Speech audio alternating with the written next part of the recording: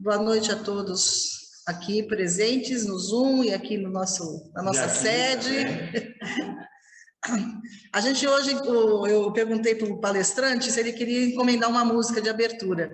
Aí ele falou, vê o que estava tocando lá em 1857. Qual era? Qual era a trilha, qual era a música, né, top... Fazer o top das rádios. Top das rádios de 1857. Aí eu falei assim, mas eu não vou achar top nas rádios, mas deve ter quais eram as músicas que tocavam, né, no século XIX.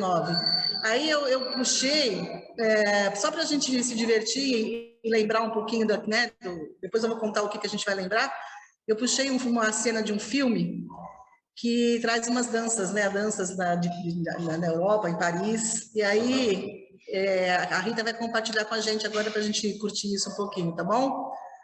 Vamos lá, Rita. É rapidinho, coisa de 2 minutos e meio.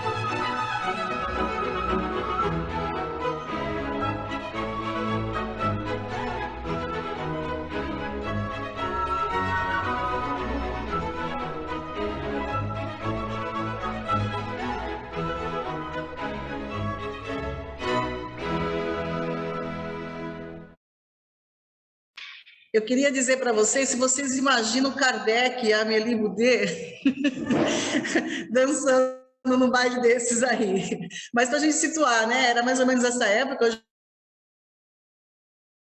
espíritos, né?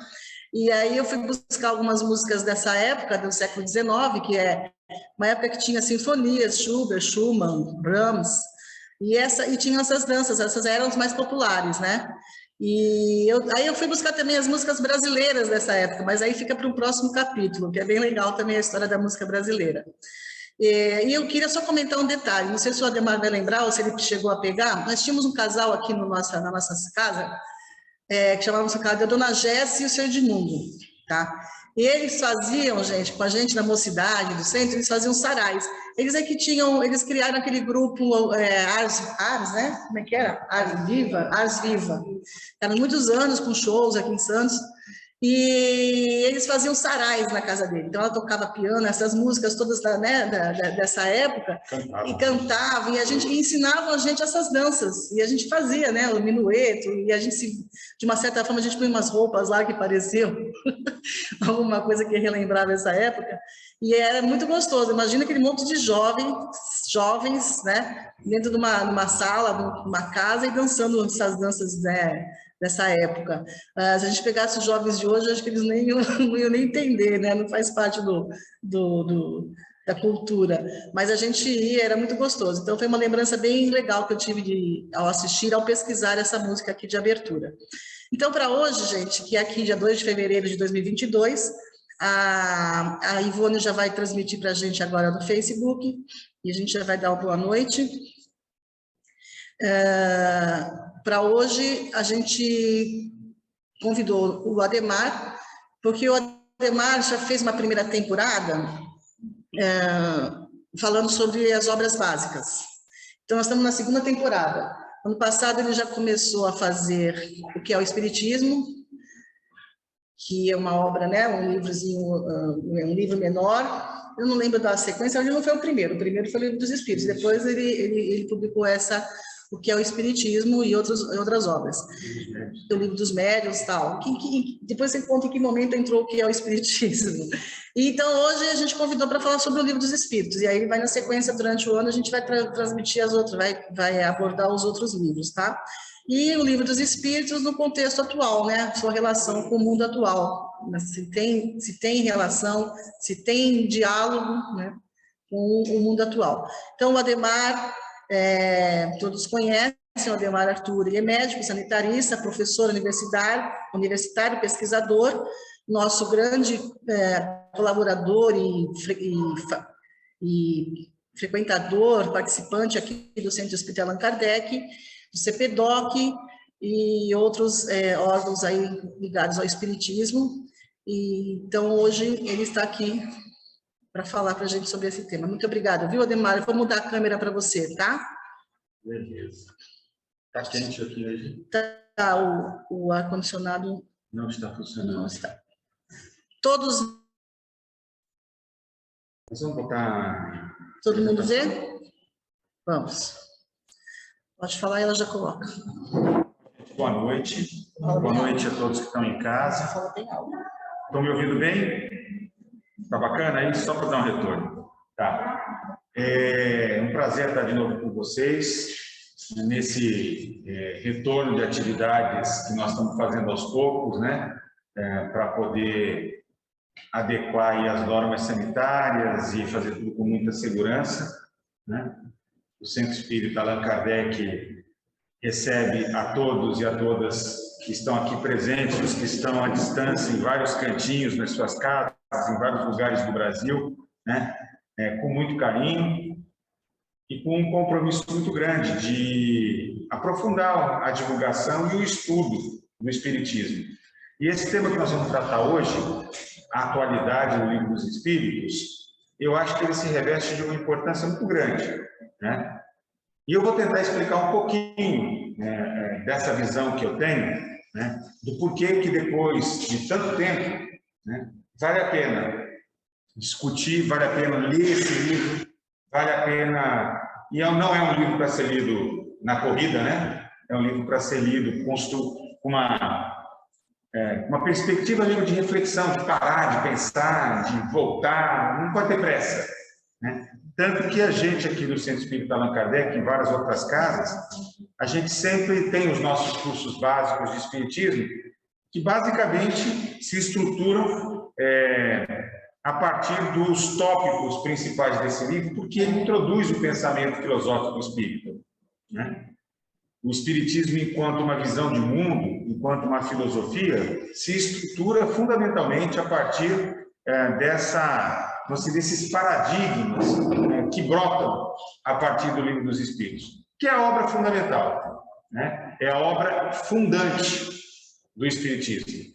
Aliás, ela é tão fundante que ela funda também esta figura chamada Allan Kardec, que passa a existir a partir do momento que o livro é publicado, porque é a primeira vez que ele adota, né, este apelido, esse pseudônimo de Allan Kardec, que não era o nome dele, né, era um nome que ele fica sabendo durante as reuniões de pesquisa que ele desenvolve, que ele teria utilizado numa encarnação anterior, e aí ele resolve contar um pouco. Então, põe para mim aí, por favor. Quem põe, você ou é a Rita?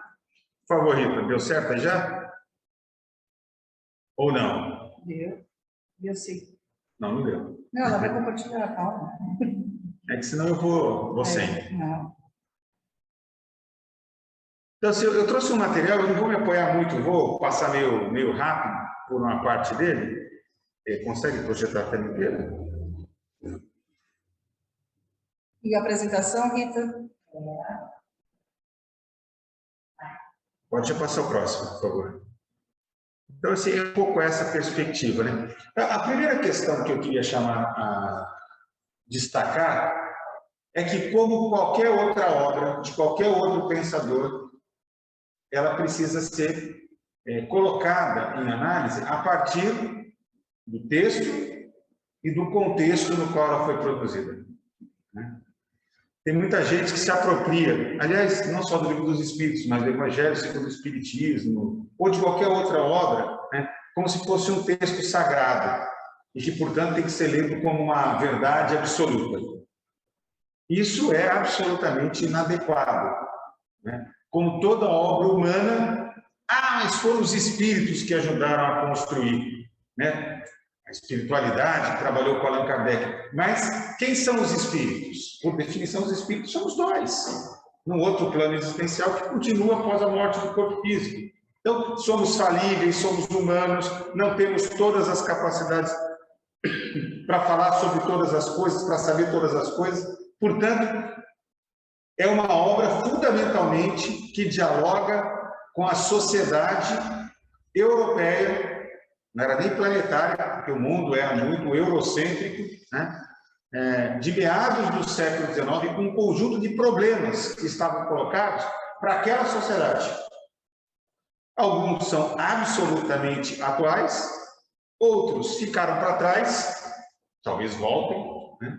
Mas ficaram para trás, e muitos temas, né, não foram tratados, não poderiam ser tratados, não estavam na pauta, ou estavam na pauta e não foram tratados, o que não nos impede de tomá-los em análise a partir dos referenciais filosóficos do Espiritismo. E essa talvez seja a grande sacada, né? Algumas vezes as pessoas perguntam assim, mas o que o Livro dos Espíritos, ou o que o Kardec fala sobre determinado tema? Então, existe isso, o ponto de vista do Kardec. Eu vou até usar um trocadilho. Existe a vista do ponto que o Allan Kardec traz. Para algumas questões, tem a vista do ponto que os espíritos com quem ele trabalhou apresentam. Não é incomum uma certa divergência de opinião entre o Kardec e os espíritos. Ele analisa criticamente.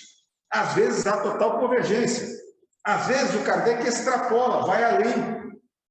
Particularmente nos comentários, quem lê a obra vê que ele coloca várias notas, vários comentários. Não é uma obra simplesmente de transcrever, o Espírito falou, gravou ali, escreveu e coloca. Então ele aprofunda.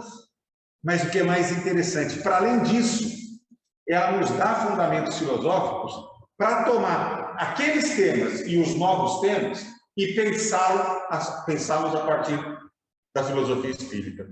Passa para mim, por favor. Então, assim, rapidamente, eu vou ser muito rápido nisso. Ele não estava em qualquer lugar, ele estava em Paris, a cidade das luzes, a cidade que centralizava, né, onde fervilhava o pensamento humanista, o lugar econômico ao mesmo tempo da produção do conhecimento, da produção do novo, né, aonde se davam as mais agitadas discussões filosóficas, aonde o pensamento crítico se descolava do jugo da religião, depois de todo o período feudal, né, se colocava o desafio de produzir, de interpretar, de analisar, de construir explicações naturais, traduzir para o mundo das leis naturais aquilo que antes estava no espaço da produção e do conhecimento do sagrado, do divino, né? O desafio era naturalizar as leis, né? A interpretação sobre os fenômenos da vida. É o momento em que se dá, ao mesmo tempo, um processo de urbanização, explosão do crescimento das cidades, do desenvolvimento da ciência e essa ruptura, né, com o desenvolvimento do racionalismo científico, do positivismo e essa divisão entre o que é tema da ciência e o que é o tema da religião. E vejam, qual que é o grande dilema que o Allan Kardec vai enfrentar a partir do Livro dos Espíritos? Tratar de temas que eram do domínio histórico da religião sob uma perspectiva não religiosa. Isso se a gente não compreender isso, a gente não consegue entender a dificuldade, como eu disse, o texto e o contexto desse surgimento da filosofia espírita. Veja, eu não vou falar sobre cada uma delas, mas o que está rolando naquele mesmo momento? Que correntes de pensamento com os quais o tempo inteiro o Allan Kardec, no Livro dos Espíritos, está dialogando. Primeiro, o positivismo. que vem com Augusto Comte, com Spencer, o racionalismo kantiano, o desenvolvimento das ideias do socialismo, do marxismo, com Marx, com Engels, né? O idealismo, o evolucionismo de Darwin, que é contemporâneo. Olha só isso, né, surgindo, né? O ecletismo e, fundamentalmente, aquilo que o professor Rivail, o nome verdadeiro do Allan Kardec, elege como principal adversário, principal inimigo das ideias espíritas, que não eram as religiões, né? Era o materialismo, que já se consubstanciava com a corrente de pensamento hegemônico, não só por dentro da ciência, mas na sociedade como um todo. Pode passar aí, cara. Então, gente, este jovem chamado Hippolyte Léon Denisard Rivail, né, Allan Kardec, ele é fruto também das influências que ele recebe na vida. Então, os temas que ele escolhe tratar no Livro dos Espíritos, assim como em toda a sua obra, não são ao acaso. São escolhas que ele faz, que ele sistematiza, que ele organiza, a partir da visão de mundo que ele constrói ao longo da sua existência. Pode passar o próximo. Né? A gente pode claramente dizer que ele é marcado por duas linhas de pensamentos fundantes e uma terceira que dá a base para entender boa parte da obra espírita, que é o humanismo e o universalismo. Não bastava para o Kardec apenas encontrar leis particulares, ele tinha pretensão, né, também como homem da ciência, homem do seu tempo, encontrar respostas fundamentadas nas leis naturais que pudessem responder os grandes problemas do universo. E, ao mesmo tempo, uma profunda, não apenas convicção, mas formação. Né? O que faz ser pedagogo, o que faz, né, com a sua influência trazida de Pestalozzi, né, que é um profundo humanista. Alguém que está comprometido com um projeto de mundo que rompesse com essa visão, né, egoísta, do orgulho, da solução dos seus próprios problemas. Numa perspectiva, como eu disse, fundamentada na razão, marcada pelo racionalismo científico, que era o pano de fundo, né, científico para a época. Veja, ele toma o fenômeno mediúnico das mesas girantes, que era uma brincadeira de salão, nessa perspectiva. Tem lei aí, tem alguma coisa diferente, é preciso submeter ao crivo da razão, ao método científico. Tá? Então, a obra reflete um pouco o jeito de pensar o mundo desse cara. Pode passar o próximo. Que a gente pode definir como alguém que, do ponto de vista político, econômico, pensava a vida marcado por duas grandes visões de mundo, né? Uma visão social liberal que ele tinha para várias questões e, ao mesmo tempo, fortemente influenciado pelas ideias do socialismo utópico que germinavam naquele período. Estou falando do materialismo histórico do Henri do Marx, estou falando do socialismo utópico, né? Muitos dos primeiros espíritas provêm dessa visão de mundo, né? Que era fortemente pensada na produção de uma nova sociedade, de um novo mundo. Pode passar o próximo. Ele era um homem conhecido, quando ele produz e publica o Livro dos Espíritos, 18 de abril de 1857, por isso que nós trouxemos essa brincadeira, né, das músicas, das danças. Ele já era um cara acatado, reconhecido, como um pedagogo, como um... Calma, Júlio. Oi? Como um professor, como alguém que tinha, entre as suas obras, por exemplo, né, as principais obras de formação, né, dos estudantes nas escolas francesas. Então, era um cara de uma enorme reconhecimento. Reconhecimento entre os seus pares, os cientistas, entre as diferentes escolas, inclusive, né, essa discussão do animismo, né, a discussão do magnetismo, que eram temas que ele estudava, já opunham diferentes escolas, ele navegava entre todas elas. Ele estudava o magnetismo há mais de 30 anos, ele mesmo descreve isso. Há quem diga que ele foi médico, estudou, mas na verdade era alguém que falava várias línguas, que tinha o domínio de uma formação escolástica, assim, era um intelectual típico do século XIX. Eles eram poucos, mas tinham essa característica. Então, nós não estamos falando de alguém mediano. alguém muito diferenciado, capaz de produzir uma obra, né, à altura do Livro dos Espíritos. Pode passar o próximo. Que se utilizou, pode passar também, de um método. Né? E o método tem muito a ver com o livro e com o que ele fala. Inclusive de como nós podemos dialogar e devemos dialogar com os temas da atualidade. Pode passar aí.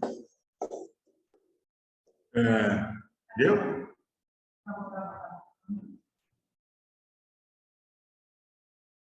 É difícil? Travou? Não tem problema. Vê se vai agora. Vai? Não. Por isso que eu gosto de fazer o meu. Eu vou no ritmo possível. Mas não tem como dar conflito. Bom, vamos lá. Então, assim, quando o Rivaio ainda não era Kardec, só surge, como eu disse, com o Livro dos Espíritos. Ele publica... Pode ir, Rita? Então, põe para a gente, por favor. Isso.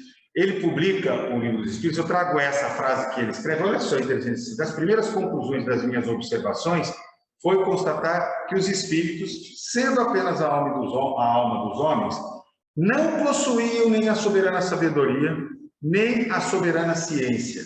Seu saber era adscrito, era limitado ao grau de evolução e que a sua opinião tinha o mesmo valor que a opinião, né, dos homens.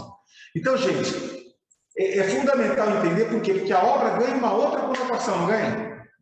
Eu não estou lidando com um texto sagrado, não estou lidando com a verdade absoluta, né? Eu estou lidando com uma obra construída em diálogo com o seu tempo, que precisa ser permanentemente concebida e atualizada para dialogar com os problemas do homem e da mulher, né? Ele diz só do homem, hoje a gente é obrigado, né? Dos homens, de todos, todas e todes, né? Do século XXI. Pode passar, Rita. E aí, algumas características são fundamentais. Ele não gosta das primeiras reuniões, ele some, depois ele volta, quando ele começa a perceber razões mais importantes e tal. Mas, fundamentalmente, o que ele faz é o seguinte, ele não produz teoria a priori. Ele produz teoria a partir da experimentação. E isso é muito interessante.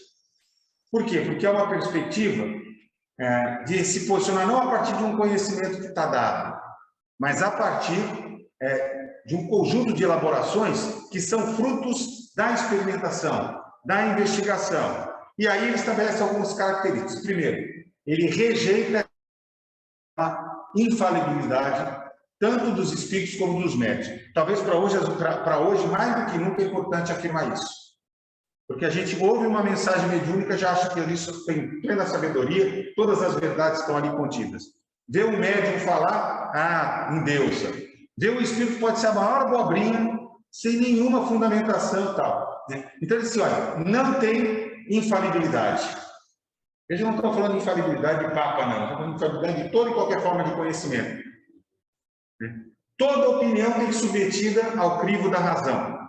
E o método de uma concordância universal dos ensinamentos, ou seja, tentar trabalhar com a perspectiva da universalidade, que era o que ele buscava do ponto de vista científico. E muita cautela para incorporar determinado conhecimento ao corpo doutrinário. Tem coisas, por exemplo, que ele já tinha em mãos e não colocou na primeira edição do Livro dos Espíritos. Só vai colocar na segunda e definitiva. Por quê? Porque ele não estava ainda convencido, ele quis experimentar, ele quis conversar mais, ele quis aprofundar. Então, essa é uma outra característica importante. Pode passar, Rita? Bom, como eu disse, Kardec surge quando é publicado o Livro dos Espíritos, pode passar o próximo, em 1857. A primeira edição desse livro, pode passar, Rita, por favor, podia ter. Vejam que interessante. O papel dos espíritos é praticamente decisivo. Ele quase, o Kardec não aparece. O livro é uma expressão das falas, dos registros que ele fez das reuniões, né? E é resultado de um período que ele recebe cadernos, etc., mas de 15 meses de experimentação aprofundadas que ele faz, né, com 2 adolescentes desenvolvendo o conteúdo do livro. Pode passar o próximo.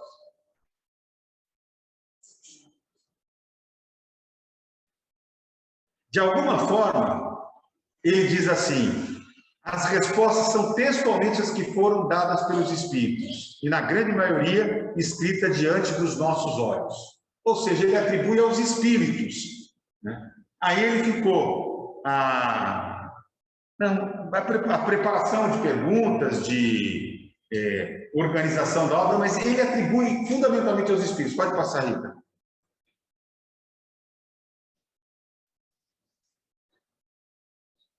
Pode passar. Eu tinha dividido um pouco mais. Aqui no Face ele sai inteiro. Não, mas eu quero só um pouco. Pode passar um pouquinho mais, só para a gente ir mais rápido aqui. Isso é importante. Antes da publicação, ele submetia a revisão daquilo que estava escrito a um espírito que liderava a equipe com qual ele trabalhava, que era o espírito de verdade, né? E as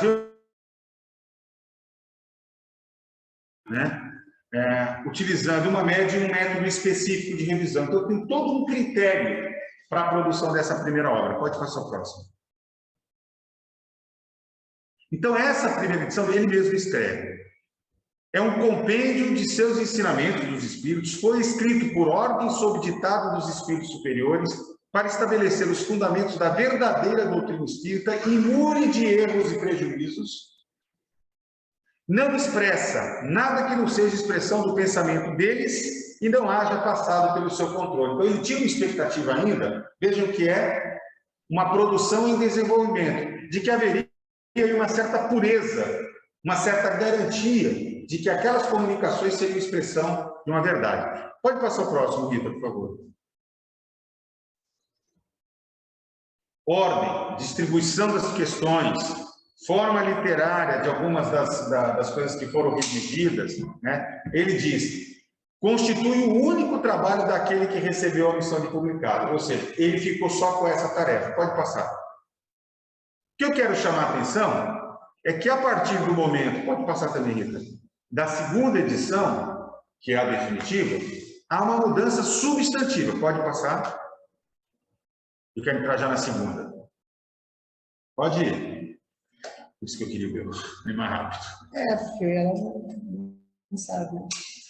Bom, aí pode ir. De qualquer maneira, emerge do Livro dos Espíritos uma certa concepção baseada em 6 grandes ideias, 6 pontos paradigmáticos: a existência de Deus, a imortalidade da alma, a evolução infinita, a reencarnação, a comunicabilidade entre os mundos materiais e o mundo espiritual, a pluralidade dos mundos habitados.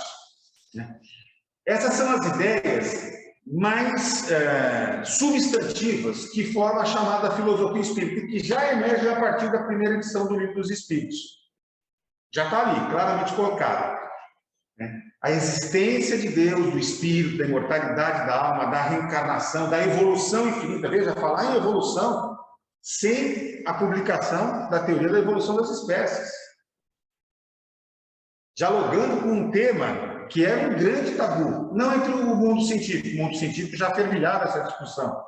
Mas uma obra apontar, se colocar como uma obra evolucionista, colocar claramente a dimensão do progresso da matéria, progresso do espírito, né? E ainda assim, em vidas sucessivas, era uma coisa absolutamente revolucionária. Então, se forja a partir daí uma primeira dimensão, um primeiro conceito. Mas veja, entre a primeira e a segunda edição, que vai surgir praticamente 3 anos depois, há um trabalho de maturação e ampliação do espectro. Mas há fundamental postura. Pode passar, Rita, é isso que eu quero mostrar. Na primeira, Kardec é um codificador, alguém que organiza as ideias, é um secretário. Na segunda, ele emerge como fundador de uma filosofia espiritualista, que ele dá o nome de espiritismo, né? Eu diria claramente que o papel do homem extrapola o papel dos espíritos. Isso é muito importante. Passo próximo. Há uma outra diferença importante, e ele mesmo aponta, esta reimpressão pode ser considerada como trabalho novo, embora os princípios não hajam sofrido nenhuma alteração, aqueles que eu falei, né? Salvo um pequeno número de exceções, que são antes complementos e esclarecimentos que verdadeiras modificações. Pode passar, Rita? Então, não que suma a espiritualidade, não que o diálogo com os espíritos não esteja presente, ao contrário, ele amplia, né, o espectro, inclusive, de diálogo. Mas, de fato, eles são muito mais uns informantes do que instrutores. Porque o Kardec percebe que é possível aprender com a diferente escala dos espíritos, que é alguma coisa que vai estar muito importante nas outras obras. Se a gente olhar o Céu e o Inferno, todo mundo aqui já deu a oportunidade de ler? Céu e Inferno é uma obra muito interessante, porque a partir do diálogo com diferentes espíritos em diferentes situações evolutivas, que experimentam diferentes situações de modalidades de desencarne e que se encontram no mundo dos espíritos em diferentes situações, permite que você apreenda um conjunto de conhecimentos de realidade sobre a vida no mundo dos espíritos, que muito provavelmente, se só tivesse um espírito superior conversando com a gente, nós não teríamos essa dimensão. Aliás, reproduzindo aquilo que a gente vê nas reuniões mediúnicas cotidianamente. Você pode dizer assim, puxa vida, mas quanto espírito sofredor, olha quanto espírito obsessor, olha quanto espírito ignorante. Mas é exatamente este contato que também nos permite perceber, né, como vivem, né, que situação se encontram espíritos em diferentes escalas evolutivas, né? Então, assim, se emerge nessa segunda parte do Livro dos Espíritos um Kardec que julga, que critica, que distingue, que vai selecionar e que vai fundamentalmente, confiando no seu discernimento, na sua capacidade intelectiva, fazer as escolhas fundando. Por isso que a gente diz, o Espiritismo é uma doutrina kardecista, inseparável. Ah, mas o Kardec estava certo em tudo? Não. Mesmo no Livro dos Espíritos, né, tem questões que estão absolutamente equivocadas. Por exemplo, quando ele se posiciona na questão do racismo, do estágio evolutivo dos negros. Absolutamente equivocado, é uma visão eurocêntrica, ultrapassada, que não se justifica. Isso quebra, isso destrói. Alguns exemplos aqui, mas isso destrói a base do pensamento espírita. Ora, se eu tomar como uma obra sagrada, como verdade absoluta, ela é intransponível ao tempo, concorda? Isso aqui não pode estar errado em nada, não importa se eu estou em 1857 ou se eu estou em 2022, não serve. Eu não posso, utilizando o mesmo critério que ele propôs, que foi o do crivo da razão, aceitar. Se eu compreendo o tempo e o contexto, o texto e o contexto, eu sou capaz de compreender, de lidar, né, com os limites, com os erros, com as insuficiências e não perder a essência. Porque a essência dos princípios filosóficos, na minha opinião, estão absolutamente atuais. E essa semana saiu, até mandei para o Cavour, não sei se ele chegou a ler, mas saiu uma entrevista com o principal astrofísico que dirige o departamento de astronomia da Harvard, né, falando sobre a questão da vida em outros planetas. Eu passei para ele. Hã? Eu passei para ele que vai falar sobre isso semana que vem. Muito interessante. Se a gente olha o Livro dos Espíritos, ou olha a Gênesis, né, tem um monte de questões equivocadas em relação à uranografia, em relação à questão dessa dimensão de pluralidade dos mundos habitados.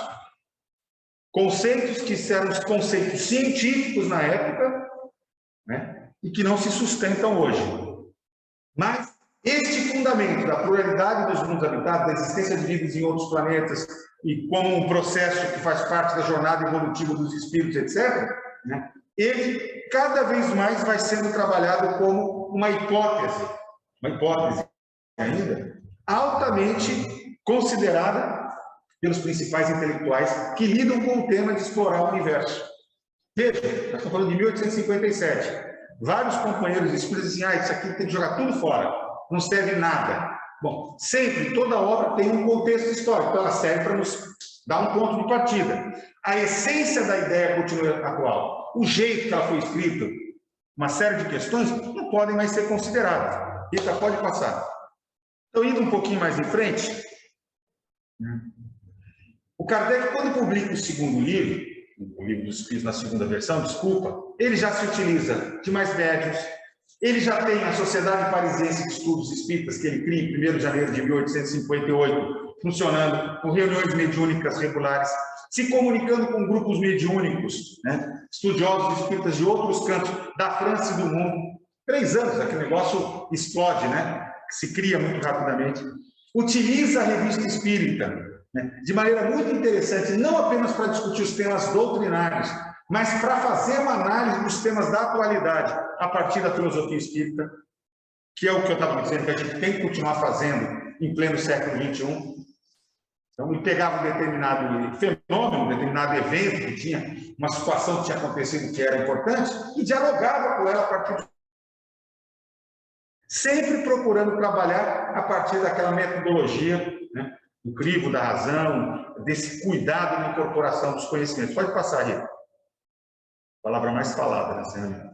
Então, assim, na primeira edição, a gente tem uma doutrina, uma série de características. Na segunda, pode passar? Nós vamos emergir uma filosofia. Eu acho que aí é muito importante compreender essa diferença. Porque a filosofia, a doutrina é um corpo de conhecimentos dados, concorda? Por definição. A filosofia nos instiga a ter uma dimensão aberta para poder pensar, né? Para poder filosofar, para poder exercer o ato de pensar. Pode passar. Já foi, pode passar. Vai rápido agora, que eu quero entrar só na questão da atualidade para finalizar aqui essa minha... Pode ir.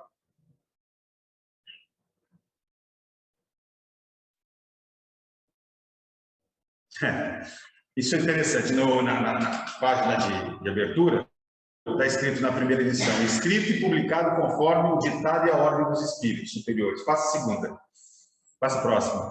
Na próxima vem assim, ó, na segunda edição: os princípios da doutrina, segundo os ensinamentos dados pelos espíritos superiores, por intermédio de diversos médiuns, recolhidos e postos em ordens por Allan Kardec.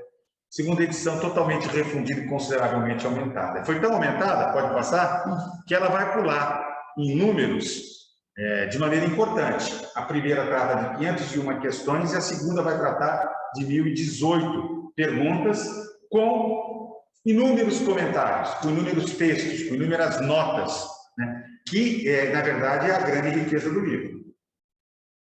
Quando Kardec entra na discussão, na elaboração mais filosófica, na problematização, na ponderação sobre determinados temas, mesmo da evolução das espécies, a cautela que ele tem no Livro dos Espíritos, para lá em 1868, quando vai publicar a Gênese, incorporar como praticamente definitiva a adesão do Espiritismo à teoria da evolução das espécies.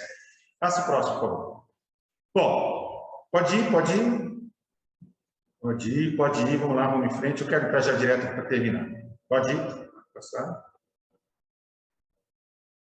Aí a pergunta que nos resta responder, já que eu falei um monte de coisa, né? E o Livro dos Espíritos ele se divide basicamente em 4 partes, né? Estou falando do livro. Então, na primeira parte, ele trata dos elementos constitutivos do universo: Deus, Espírito, matéria.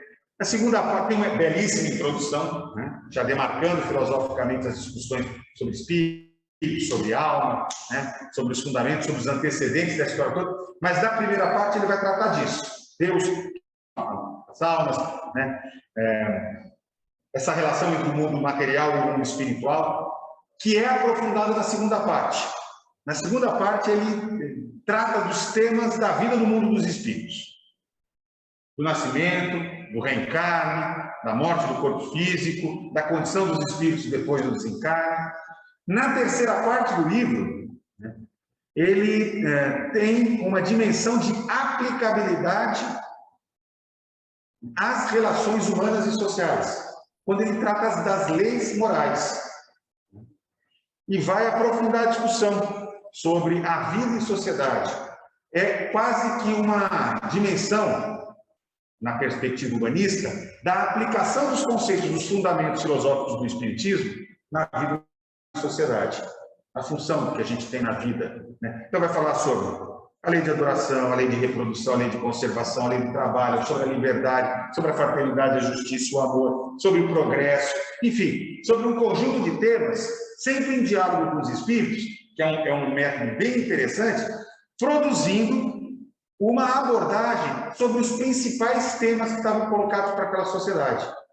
Alguns que para a gente hoje tragam estranheza. Por exemplo, o duelo. A gente olha nos filmes, a gente vê lá os caras, né? Eles brigavam, jogavam lá em cima, marcavam, né? Ia lá depois, iam fazer coisa, ou davam uns passos para trás e um dava um tiro no outro. Não tinha uma coisa dessa? Bom, hoje em dia o tema do duelo está presente para a gente? Talvez algumas sociedades ainda estejam, né? Mas o tema da violência, o tema da vingança, né? O tema da necessidade da paz, do desarmamento, da cultura de paz não está presente? Veja, mesmo temas que talvez a gente possa dizer, mas isso aqui já não tem mais nada a ver, né? A gente pode tranquilamente transpor, desde que a gente naturalmente faça um certo, né, update na história. Não dá para simplesmente tratar na letra, né, e no espírito da época. É conseguir trazer os elementos fundamentais para fazer a discussão sobre hoje. Então, assim, é ainda uma obra atual do Livro dos Espíritos? Vale a pena, né, no mundo inteiro, gente se debater esse livro e tal? Eu, particularmente, quero dizer que sim. Primeiro, se a gente não tomá-lo como uma obra sagrada. E eu quis fazer um pouco esse percurso para trazer um pouco essa dimensão. Segundo, se a gente compreender que ela tem elementos fundantes da filosofia espírita, mas não vai nunca ser a última palavra sobre todas as coisas. E depois, porque ela precisa, como o próprio Kardec dizia, se manter atualizada. Kardec abre o livro A Gênese, com um texto muito interessante que ele já tinha publicado na Revista Espírita, chamado Caracteres da Revelação Espírita, em que ele vai dizer claramente a necessidade de que o Espiritismo, enquanto filosofia, para que ele pudesse resistir, sobreviver e continuar contribuindo com a sociedade, que ele se mantivesse atualizado com o conhecimento científico. As pessoas dizem, mas o Espiritismo é uma religião. Não é uma religião, não foi fundado como uma religião, não é pensado como uma religião e não se porta como uma religião. E o maior exemplo que tem é essa convocação que o Kardec faz de dizer o seguinte: se o Espiritismo estiver desatualizado em um aspecto em relação à ciência, ele muda com a ciência. Veja, qual é a religião que faz isso? A religião diz assim, a ciência vai ter que vir. Ou, isso aqui é de um mundo, de uma dimensão, né? Ciência de uma dimensão, religião é de outra. As duas coisas não dialogam. Pode passar. Então, assim, eu quero só trazer algumas coisas que são importantes para pensar como trabalhar essa dimensão de um livro escrito em 1857, revisto em 1860, né? Com uma definição, uma publicação definitiva. Como é que ele pode contribuir para o homem, para o mundo do século XXI? A primeira coisa que ele tem que fazer, atualizar a sua linguagem. É muito difícil, né? E eu não estou falando do jeito de escrever, não é disso. São de conceitos. Tem conceitos que não têm mais o mesmo significado. Se ressignificaram. E se a gente não tomar cuidado, a gente fica lendo com o significado do século XXI, coisas que estão escritas com o significado do século XIX. Então, a linguagem e a atualização da linguagem é fundamental. Comunicar de uma maneira atual, comunicar de uma maneira que as pessoas possam nos entender. Não apenas os iniciados, porque os iniciados já estudaram, conseguem fazer a tradução. Fluido cósmico universal. O conceito de fluido. Tem mais nada a ver o conceito de fluido que a ciência tem hoje com o que se tinha naquela época. Mas a gente convenciona entre nós, quando está estudando, bom, mas quando está sofrendo fluido, não é fluido, é ideia de energia. Ah, bacana, tá, então é isso. Só que a gente tem que ter a capacidade de dialogar com todo mundo, inclusive quem não é espírita, quem não é iniciado nos fundamentos espíritas, quem não teve oportunidade de fazer um curso básico, entender determinadas coisas.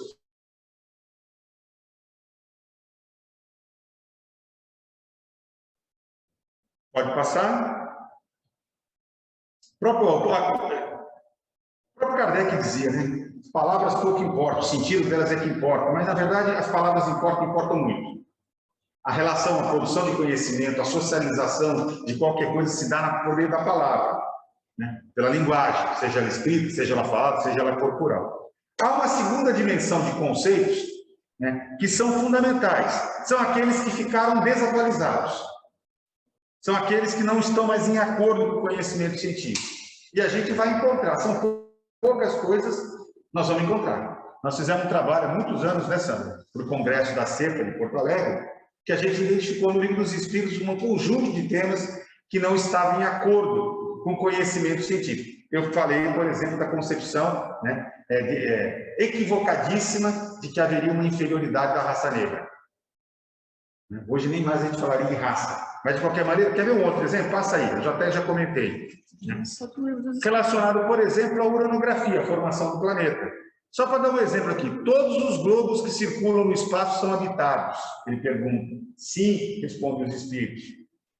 Hoje não precisa ser muito, né? Só os terraplanistas, né? Que acham que nem o homem nem chegou na Lua, mas a gente já chegou na Lua, já mandou sonda para um monte de lugar, e sabe que não é verdade que todos os globos são habitados. Uma série de outras coisas. Vamos lá. Que precisam ser atualizadas. Mas, na verdade, ajuda, inclusive, a gente a naturalizar essa obra, como eu disse. Há um terceiro elemento que eu acho bastante importante, que são algumas ideias que não foram desenvolvidas, foram construídas em caráter parcial, não foram adotadas como definitivas, que foram abordadas de maneira muito especial, por alguns motivos, pode passar. Por exemplo, não foram porque os espíritos diziam para o Kardec, o próprio Kardec assumia que algumas questões que estavam sendo tratadas ainda não havia capacidade para definir, para descrever, para tratar, né? Porque existiam limitações dos nossos conhecimentos, limitação das nossas linguagens. E eu fico imaginando como é difícil conceber determinadas questões. Por exemplo, a discussão sobre a quintessência do espírito, né? Sobre a forma do espírito, né? Se naquela época já foi difícil, vocês imaginam hoje o conhecimento, teoria da relatividade, quântica, etc., tal, como se alargam as possibilidades de compreensão de temas, né, que são do campo mais estrutural do pensamento espírita. Eu não estou nem me referindo às questões de ordem moral, de ordem ética. Estou falando das questões que se colocam nesse campo, né? Pode passar, Rita. Além disso, havia também, Rita, algumas questões, os espíritos diziam para o Kardec que eles não tinham permissão naquele momento para tratar. Tá, bacana, não tem permissão em 1855, 56, 57, mas em 2020, 2030, continua sem permissão? Que diabo de exploração do conhecimento, produção, né, do conhecimento é esse que tem coisas interditadas, coisas inatingíveis? E também há um conjunto de temas que seria necessário mesmo desenvolvimento científico, desenvolvimento da física, desenvolvimento da biologia. Olha, só para lembrar uma coisa, gente, Freud não tinha aparecido ainda, não se tinha uma teoria do inconsciente.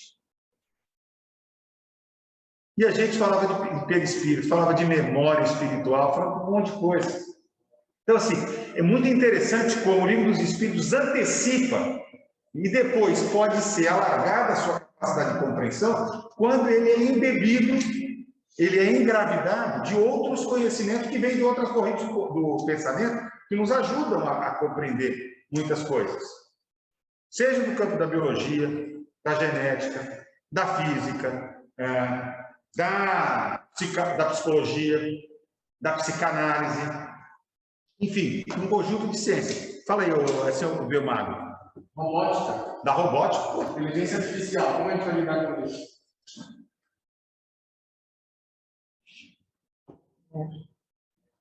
Esse tema é doidão. Pode passar, Rita. Não, eu acho que tem toda uma possibilidade inesgotável de ampliação do conhecimento. Existe um quarto conjunto de problemas no tema da atualização, né? O Livro dos Espíritos se colocar como uma obra atual, que diz respeito a temas antigos ou novos, temas que surgiram e que não foram tratados, porque não deu conta. Tinha temas que já estavam colocados naquela época, o Kardec não deu conta. Por exemplo, a palavra democracia não aparece nenhuma vez. O tema da homossexualidade não aparece nenhuma vez. Já eram temas que existiam, concorda? Mas não foram tratados. Não foram tratados por quê? Não, porque tinha um universo de escolhas para serem feitas. São ou não são problemas importantes do ponto de vista 21? Passo próximo. Eu listei algumas questões, né, que poderiam ser objeto de análise e que não foram aprofundadas. O tema do aborto é passado de maneira muito rápida, né, no livro da sexualidade, da homossexualidade, da gravidez de substituição. Pode passar que o outro listinha está melhor ainda. Quer ver? Ó, violência, violação de direitos humanos, escravidão é contrato, tá? Mas outras formas de exploração do trabalho, prostituição, trabalho infantil, o tema da democracia, o tema do pacifismo. Os caras estavam numa sociedade que vivia em guerra. A França com a Inglaterra, todo mundo contra a Prússia, todo mundo contra... Não é isso? Esse é o contexto. Ele não trata desse tema, né?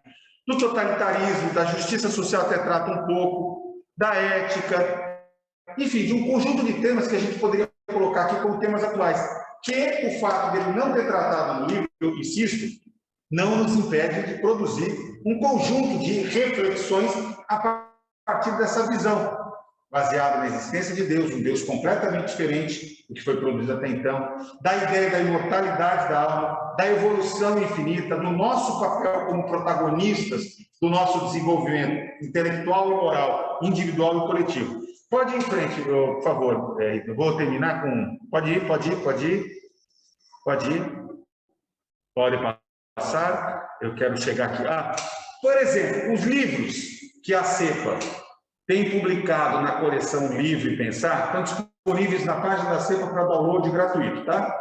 Só entrar na página da CEPA, organização, né? CEPA internacional.org, né? Esses livros estão disponíveis para download. Eles procuram exatamente fazer isso, né? Por exemplo, trabalhar o espiritismo numa perspectiva laica e livre pensador. Esse livro pode passar o próximo. O tema da imortalidade da alma. Pode passar o seguinte, o tema, que até eu sou um dos autores, de mediunidade. Vai. O tema do espiritismo, da ética e da moral, ou o da reencarnação, ou da reflexão sobre as ideias de Deus, que foi escrito, inclusive, pelo nosso querido amigo Ricardo Nunes, né, que é daqui do centro também, Allan Kardec. Então, são perspectivas de olhar temas fundamentais do espiritismo e outros que virão nas próximas livros dessa coleção, olhando exatamente, tendo por base o Livro dos Espíritos. Cada um de nós, quando se propõe a refletir sobre um tema, vocês vão ver, eu não posso adiantar agora, mas a coleção agora vai trazer temas cada vez mais atuais, a próxima série vai ser totalmente voltada para isso, né? Ela busca um diálogo exatamente a partir dos fundamentos filosóficos do espiritismo, que são uma contribuição para a produção de uma sociedade mais justa, mais fraterna, mais democrática, mais baseada numa cultura que valoriza as pessoas, mas não as pessoas como individualidade apenas, mas as pessoas reconhecendo a necessidade do encontro, né, da coletividade para a produção do nosso progresso. Pode ir? Eu lembro que o próprio Kardec diz assim, olha, muitas pessoas pensam que o Livro dos Espíritos esgotou a série de perguntas de moral e de filosofia. É um erro, está no Livro dos Médiuns, livro que ele escreve na sequência. Por isso é talvez útil indicar a fonte de onde se pode tirar assuntos de estudo, por assim dizer, ilimitados. Ele nunca teve pretensão de, com um livro, ou com 5 livros, ou com mais as revistas, com que ele produziu, dar conta de todos os problemas do mundo. Seria um fundador de religião, que ficaria datado. Mas deu pontapé para que nós, de forma autônoma, usando esse dom que é a inteligência, pudéssemos alargar nossa capacidade de pensar e refletir sobre o mundo, sobre os problemas, sobre os desafios, sobre a construção da nossa felicidade. Passa, Rita. Ele diz assim, olha... Não, já tirei. Pode passar, mas é isso que eu queria falar. Ah, está aqui, ó. O Espiritismo, aquele que eu li para vocês, avançando com o progresso, jamais será ultrapassado, porque se novas descobertas lhe demonstrarem que está em erro acerca de um ponto, ele se modificará nesse ponto. Se uma verdade nova se revelar, ele a aceitará. Então, é uma postura dinâmica, é uma postura progressista. Então, que nos conclama não a reescrever o Livro dos Espíritos. Ninguém vai reescrever livro nenhum. Alguém aqui pretende reescrever a Lusíadas? Ou reescrever o Capital do Marx, ou as obras do Freud, ou a Teoria Geral da Evolução das Espécies, porque o Darwin comeu bola e hoje a biologia genética já ultrapassaram os conhecimentos. Não, aquele livro é um livro fundante de uma certa escola de pensamento, de uma certa corrente de pensamento. O Livro dos Espíritos tem que ser encarado desta forma, como a principal obra fundante da filosofia espírita. Essa que nos permite ter uma visão absolutamente libertadora para a humanidade. É uma contribuição tão importante que nós estamos aqui. Tantos anos depois, décadas, né? Quase 2 séculos depois, dialogando exatamente sobre essa perspectiva, sobre essa contribuição. Vai lá, Vitor. Eu penso, respondendo a pergunta, né? Sobre a atualidade do Livro dos Espíritos, eu diria assim, mas então o Livro dos Espíritos, para concluir mesmo, tá? Ele é atual? Eu falei, depende. Ele pode se transformar numa obra de época, conservadora, tá certo? Que nos restringe a capacidade de falar como o livro sagrado. E é fácil de fazer isso, porque como tem os espíritos, como tem a linguagem que o Kardec utilizou na época, é muito sedutor, né? Você tomá-lo como uma obra que tem essa característica. Ou a gente pode tomá-lo como uma obra aberta, como uma obra referencial, como uma obra que dá ponto de partida e não de chegada para a gente pensar a nossa vida, o mundo, o progresso, a consolação. Agora, por exemplo, é fantástico. Eu não falei da 4ª parte, né? E os Espíritos, eu falei que tinha 4 partes, propositalmente não falei da 4ª. A 4ª vai falar exatamente das consolações e dos chamados gozos futuros. Ou seja, de uma perspectiva, né, que rompe com essa dimensão de materialidade. Porque fundamentalmente, o que o Livro dos Espíritos nos mostra é que a gente pode sair da caixinha de pensar a vida restrita a essa dimensão física. E nós temos história que antecede e que continuará depois da morte do corpo físico. E não tem nada mais revolucionário, nada mais transformador do que a educação para a morte, né? Do que perceber o que é essa existência e dar sentido, ou ajudar a perceber qual é o sentido dessa existência. Isso, gente, talvez seja talvez não, eu tenho certeza que é a maior contribuição do Espiritismo e que continua mais atual do que nunca. Veja, eu preciso do Espiritismo para entender como é que funciona a psique humana? Não, mas ela larga. Mas não há uma corrente de pensamento tão potente para nos dizer quem somos, de onde viemos, para onde vamos, o que nós estamos fazendo aqui e para nos dar sentido para essa existência. Por isso que eu acho que continua assim muito atual, a depender do leitor. É isso? Chega. Obrigado. Obrigada.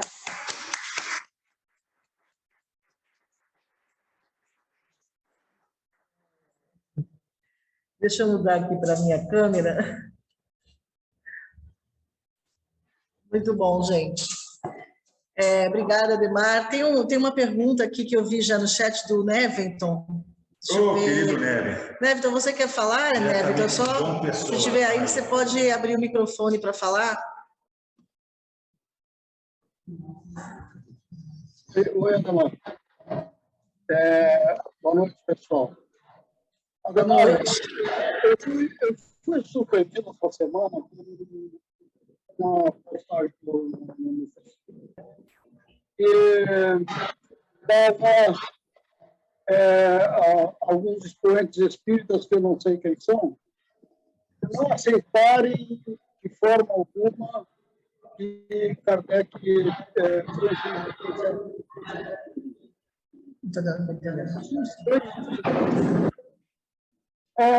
eu sempre achei que isso é um pouco passivo entre os espíritos.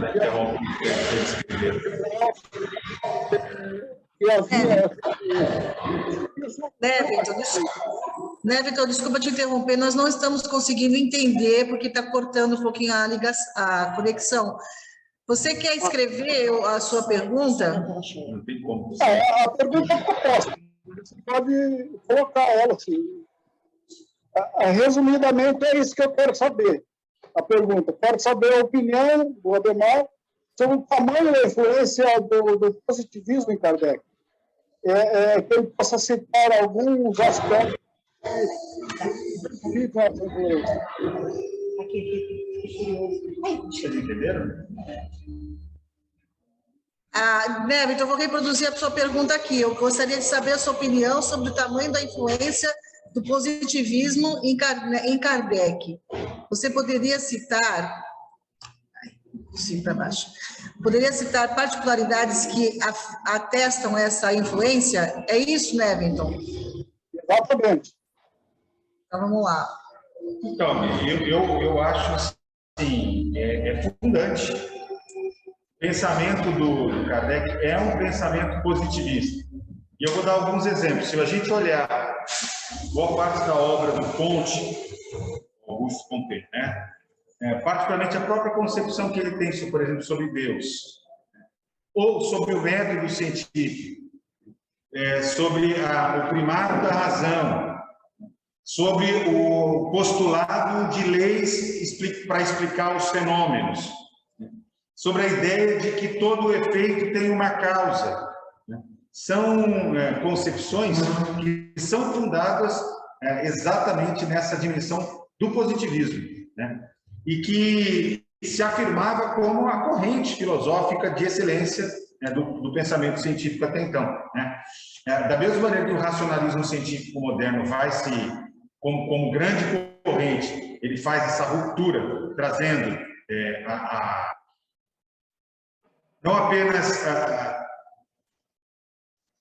a primazia do pensamento científico sobre o pensamento sobrenatural, mas a constituição de uma certa linguagem científica, de um lugar de fala de quem é o produtor da verdade, no caso, o cientista, né? Mas, fundamentalmente, uma postura que convoca, né, a produção de conhecimentos a partir do primário da razão, né? Então, eu diria assim, de cabo a rabo, o Kardec, em vários momentos, se declara positivista, pensamento positivo, tal, no próprio texto. Mas, para além disso, o seu posicionamento, ele não adere. Aliás, tem outras correntes espiritualistas, né? O racionalismo cristão, por exemplo, né? Ele é uma tradução, talvez, de maior adaptação dos postulados do positivismo, né, a um certo jeito de pensar, né, contraditoriamente numa religião, né? Mas eu acho que a influência é total sobre o Kardec. Ao mesmo tempo, é o que eu falei, o Kardec tem uma forte influência humanista, que aí vem, né, da ida dele para Iverdon, né? Tem aquela série que foi produzida e dirigida pela Dora Encontre, né, que conta um pouco da história do Espiritismo. E, em particular, o primeiro episódio, não sei quem já teve a oportunidade de assistir, né, está reproduzindo agora, acho que na TV a cabo, né? conta muito dessa história e das influências que o Kardec teve, em particular, nessa formação como um humanista, positivista, que vinha de uma família diferenciada, portanto, tinha uma formação, eu vou chamar de um liberalismo social, mas tinha essa preocupação que vinha da sua formação pestalozziana. Ele não pensava os problemas só para explicar o homem, mas pensava como explicar os problemas e produzir soluções para que a humanidade pudesse progredir. Não sei se eu te respondi, né, Arthur, alguém aqui quer fazer alguma pergunta presencialmente? Eu tenho uma pergunta para fazer, tá? Na encomenda do tema aí que nós fizemos, né, Cavour? Eu tenho uma pergunta de uma discussão recente que a gente teve relacionado aos jovens, né? Porque a gente sente que a gente não está tendo muita renovação, né? Os jovens não se interessam, aparentemente não se interessam pela mensagem do Espiritismo. Então, eu te pergunto o seguinte, o livro dos Espíritos, é possível que os jovens estudem o Espiritismo sem o livro dos Espíritos, sem essa obra importante? Quer dizer, como a gente poderia fazer, mesmo o Espiritismo tendo essa mensagem atual, eu concordo com o que você colocou, realmente dialoga com a atualidade, né? Muito. Como fazer isso atingir os jovens, se é que é necessário, né? Eu acho que sim, mas como a gente acha, como você sugere, ou sei lá, tem alguma ideia referente a isso? Eu estava conversando com alguns amigos espíritas da França, com o Jacques Pecati, né? E ele estava falando, na França é impensável, por exemplo, discutir temas como o do Espiritismo com crianças e com jovens, por conta da questão da educação laica. É tão forte, né? Qualquer possibilidade de discussão, mesmo o Espiritismo não sendo uma religião, eles consideram isso muito difícil. Eu acho que tem outro problema. Eu acho, como eu disse, o livro dos Espíritos, ele apresenta os fundamentos da filosofia espírita. Se você vai discutir com criança e pedir que ela lê o livro dos Espíritos, ela não vai entender nada, vai pegar uma ojeriza. E você pode trabalhar os fundamentos do Espiritismo numa linguagem adequada para as crianças. Com os jovens, a gente tem que fazer a mesma coisa. Agora, eu quero chamar a atenção para uma coisa, porque assim, esse fenômeno do esvaziamento, do desinteresse dos jovens e tal, ele não é restrito ao Espiritismo. Eles não estão na igreja, eles não estão nos partidos políticos, eles não estão... Eles estão em algumas coisas. E aí ficam, as igrejas começam a correr, né, faz competição de atividade esportiva, faz banda, música, não sei o que, para poder atraí-los. Isso é uma discussão. Nós não estamos a fim de fazer proselitismo, não estamos preocupados em fazer adepto, mas ao mesmo tempo tem uma preocupação com a educação, com a formação. Eu, com meus filhos, eu tive uma preocupação muito grande de introduzir os fundamentos do Espiritismo. Mas eu quero chamar a atenção para uma questão, eu tenho pensado muito sobre isso que você está provocando. Se o Espiritismo é muito, muito potente, como assim, uma ferramenta para a educação, para a morte, para lidar com os temas do nascer, do viver e do morrer, e a gente está numa sociedade em que cada vez mais as pessoas estão morrendo. Cara, estamos vendo a pandemia de Covid que deu uma bagunçada nessa história. Mas excetuando esses 2 anos fora da caixinha, a morte está cada vez mais alargada, né? Está acontecendo em idades cada vez mais extremas, as pessoas estão vivendo cada vez mais, e cada vez mais distante de cada um de nós. As famílias são pequenas, as pessoas quando adoecem vão para o hospital, estão distantes. Então, eu fico pensando também o quanto que este tema não tem muito a ver também com um outro jeito de viver a própria morte e o morrer. Por que eu estou falando isso? Porque todas as vezes que na família a gente vive o fenômeno da morte de um ente querido, um ente mais próximo, há uma reaproximação muito rápida dos próprios jovens para discutir o tema, para buscar explicações e etc. Claro que logo depois eles passam a vida, porque todos nós aqui já fomos jovens um dia, né? Só a Sandra continua com 19 anos. Mas assim, alguém aqui passava o dia inteiro pensando na morte, a não ser nós que fazemos Mocidade Espírita, já reuniu mediúnica muito novinho e tal, não é um tema. Então eu tenho uma certa dúvida, certo? se a busca filosófica não vem com o tempo ou para determinadas criaturas que estão, de fato, mais provocadas. Porque a gente tem jovem que se provoca com isso. Talvez tenha que entender. Eu não estou muito afim de ficar fazendo festival de rock, né?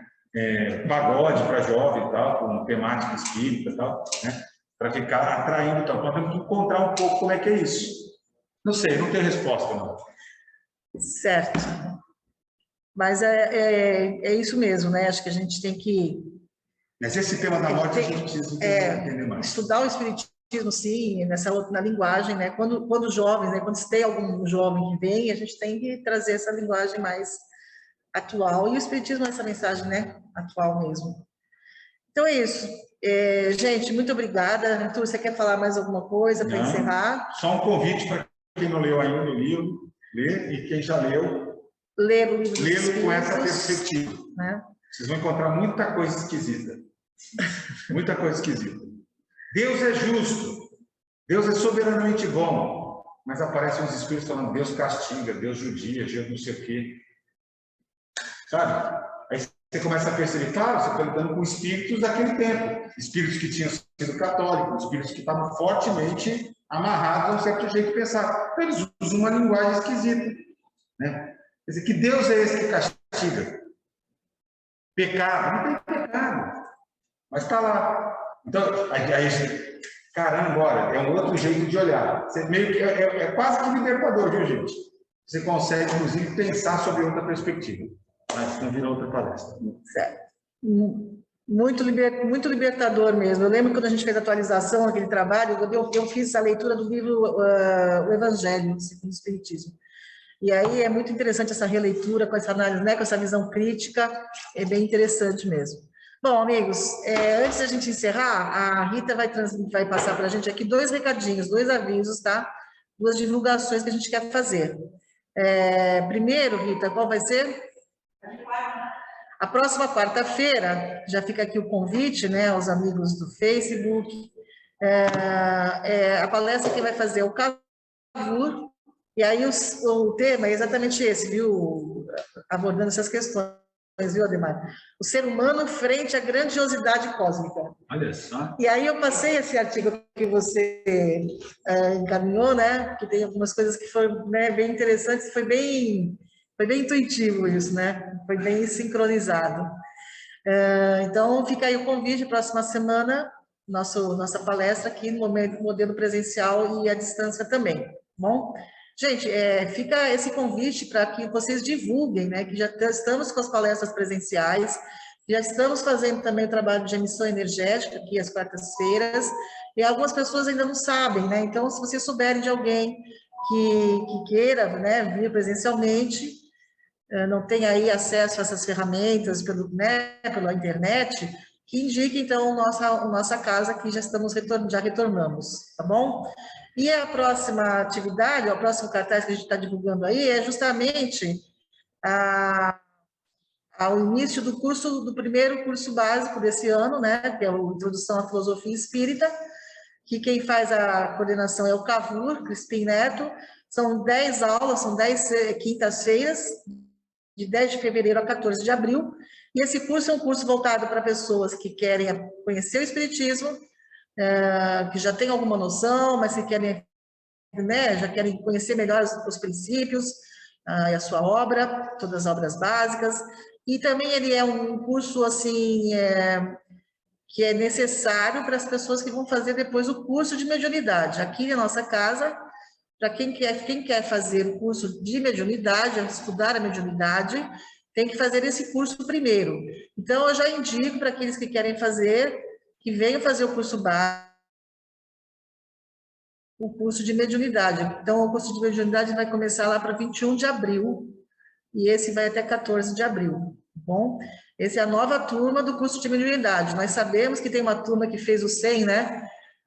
De forma virtual, por causa da pandemia, então nós estamos programando as atividades práticas desse curso que vão ser desenvolvidas pela Regina Celi Pedron, e ela vai fazer contato com todos, tá bom? Então, gente, para se inscrever nesse curso, pode ser por e-mail, tá? é o seacbs@gmail.com, está ali embaixo, pelo Facebook ou pelos contatos que vocês têm, né? Se souberem de alguém, pelo WhatsApp, só dá o nome que a gente coloca no grupo. A gente cria um grupo dos que vão fazer o curso básico, tá bom? Então, fica aí, dia 10 de fevereiro, fica a dica, curso básico, Introdução à Filosofia Espírita. E vai ser no modelo híbrido, né? Esqueci de falar isso. Né? O Cavour vai estar aqui, para aqueles que querem vir presencialmente, mas vão estar fazendo também as transmissões via Zoom. Então, não vai ser feita a transmissão ao vivo, mas vai ser feita uma reunião Zoom somente com os participantes. Tá? Então, é isso. Gente, agradecer mais uma vez ao Aldemar, agradecer a presença de todos. Tem vários comentários aqui, viu? O Arthur no chat está agradecendo, elogiando. O Facebook também tem a participação da Yolanda Clavijo, do Carlos Grossini, tem até a presença de uma pessoa que discorda da sua opinião. É importante a gente registrar, porque discordar faz parte, né? E aí tem bastante participação também no Facebook. Obrigada a todos, nós vamos encerrar aqui pelo Zoom e pelo Facebook, nos despedindo, mas vamos dar continuidade aqui presencialmente com a segunda parte, que é a parte da emissão energética. Boa noite a todos, vocês podem continuar aí no Zoom com a Ivone, tá? Tchau, gente, boa noite, até a Sandra, semana que vem. Oi? Só uma perguntinha. Eu dei acho que uma informação equivocada para a Carol Regis. Já está fazendo emissão energética aí no centro presencialmente para quem está indo? Sim, quartas-feiras, né? Após a palestra, a emissão energética. Já estamos fazendo, sim. Tá? Vou corrigir que eu passei... Ainda não voltamos outras reuniões, vamos voltando aos poucos, mas essa, na quarta-feira, a gente já está também fazendo a emissão energética.